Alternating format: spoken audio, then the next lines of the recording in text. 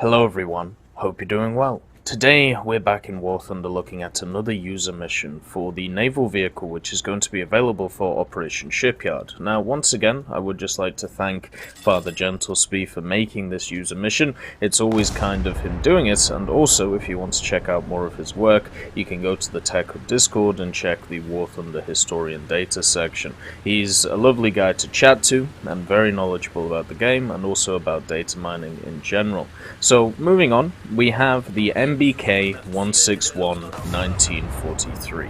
This is the Soviet vehicle which we're getting in this Operation Shipyard. A lot of people have criticized it because we've got a few Soviet vehicles before when it comes to these gift event vehicles, and I think the criticism is definitely rightly there because other nations are definitely lacking these gift event vehicles. I've also got word that all of the vehicles apart from the VT-12 will be premium.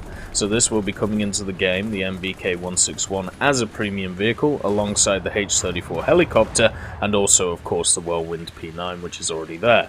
So with this MBK-161, at least you get a nice premium bonus, you also get a decent set of guns, you have quite a lot going for you in those regards, but at the same time, when you compare it to what could have been, or compare it to maybe giving it to a different nation, or maybe some of the older event vehicles, even Operation Heat with something like the River class and the Udachi, it isn't a surprise that many people are not that interested in the MBK-161.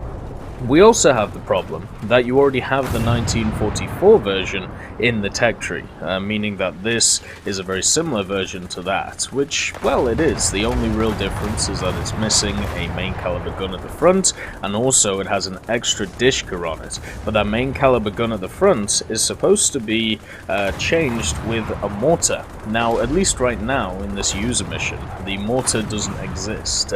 Instead, what you have is a very lonely Soviet sailor who is sat there trying to cling at nothing. So here's a picture of him just, sat there enjoying life, and Xanthropod on the Tech Hub Discord made this wonderful thing.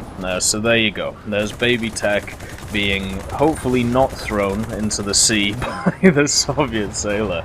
But yeah, it's just kind of weird he stood there, and there is supposed to be a mortar there, and I'm just wondering if this is another mechanic that is being tested when it comes to War Thunder as one of these event vehicles. The VT-12 already has a unique way of aiming the vehicle.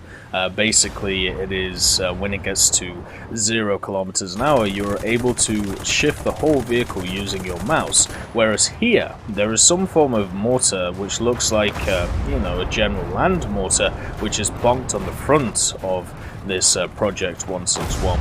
But the main thing is, we've seen stuff like this before in the form of bomb mortars and also depth charge launchers from ships, but nothing that can swivel or move to be able to actually change direction unless you move the whole ship. It seems like this mortar is on some form of 360 degrees circle, which would make it swivel, but at least at this moment in time that wasn't the case. I also thought maybe it would be attached to one of the gunners, the primary, the secondary, or the AA gunners. That's not the case. The primary gunners are set to the two T-34 turrets with the 76mm inland.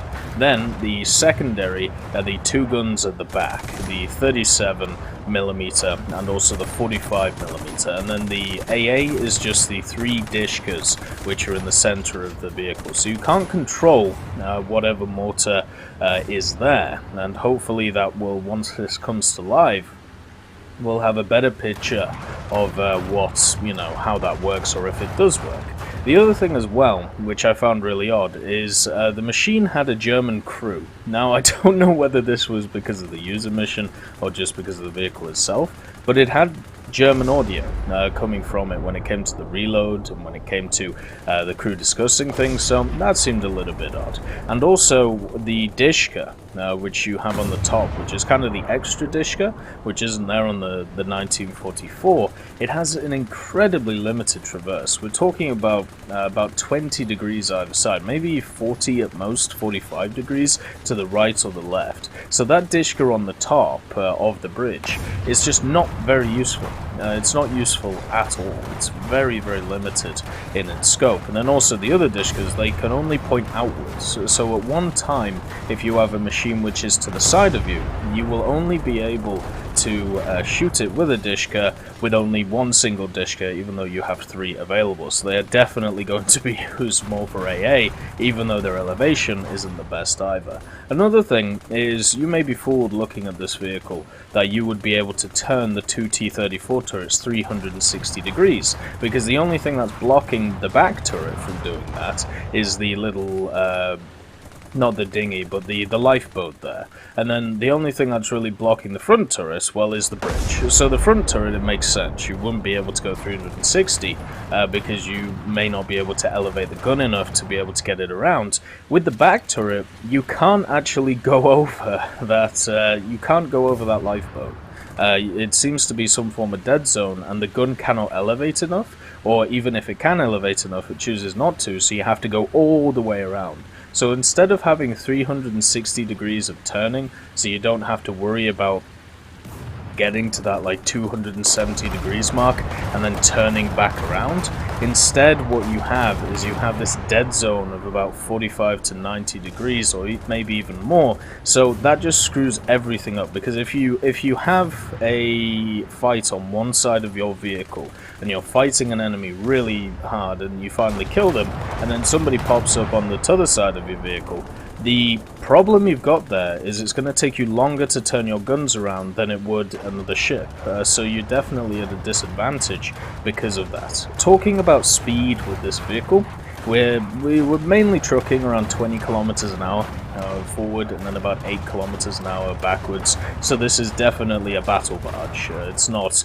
going to break any land speed records, but at the same time it is decently well armored. It doesn't have too much in the form of ammo rack, which are very concentrated around those T-34 turrets and also around the guns at the back. And as well, on top of this, it is serviceable when it comes to its speed. Like if you compare this to, let's say, the DFs, I believe they're called, the German battle barges, they're a hell of a lot heavier, they're a hell of a lot slower than a machine like this, which is a little bit faster. So for me, it's serviceable. The turn rate is once again serviceable. It's not going to break any records, but it's fine. And the other problem I was worried about is when it comes to this machine, if you look at the front of it, it pretty much bends upwards, and the problem with a system like that is you won't be able to get your front T-34 turret firing forwards because of the fact that the front is going to be in the way. And because there isn't that extra gun on the front like there is the 1944, you're going to struggle with machines which decide to come to you from the front. Well, it does definitely seem to be a problem. The T-34 turret does not aim down enough, in my opinion, to deal with immediate threats which you're going to have to deal with in the front of your machine. So instead, it is going to be much better to sway at an angle to the side or sway at an angle to the other side to get both T-34 turrets shooting at the enemy. You're going to have to sway a decent amount though. We're not talking about small minor adjustments.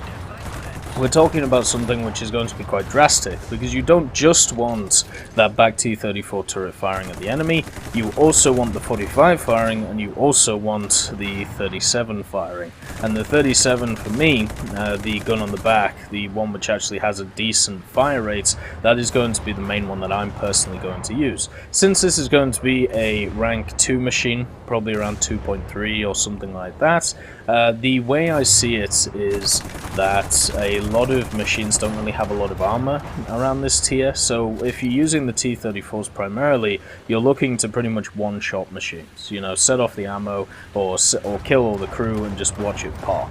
The 37, though, is going to be a lot more reliable at killing ships which are of your size. So stuff like the Flower class, the Isle class, and other machines like that, which, you know, you're going to have to deal with. So, in my opinion, the way I play these ships is I let the main turrets just go off. You know, basically go bing bang bong, fire at whatever you feel like, and then I use the more autocannons to my advantage and try and get as many shots off accurately at enemies as possible. And this normally works out pretty well for me until I come up against a bigger fish, and the bigger fish normally nukes me, but you know, it happens. There are no torpedoes on this thing, There there doesn't seem to be any sonar or anything like that. The lack of torpedoes is kind of annoying. If I'm honest, I do like having torpedoes on my machine. It just gives me that extra sense of I can either block off somewhere or I can deal with an enemy if it starts to annihilate me. And also the engines, even though they give sufficient power to this machine, they're incredibly small. So taking them out is going to be easy to do, meaning that you're going to lose that speed pretty quickly. But if you want to knock this out, the way to do it is just to hit the back part of it, which, as I said, there's a lot of ammunition there. So just hit that, you'll hit the transmissions, or you'll hit the engines as well, and then if you can't, annihilate it through the ammunition, just work your way up, to the machine. The main thing you have to worry about with this ship is its turrets and the firepower that it has, but if you can just hit those little areas, you'll be able to knock it out really easily. Also, these ships really struggle once you take out the main turrets that are about, the two T-34 turrets, and that isn't too hard to do because they don't have a ton of armor on them.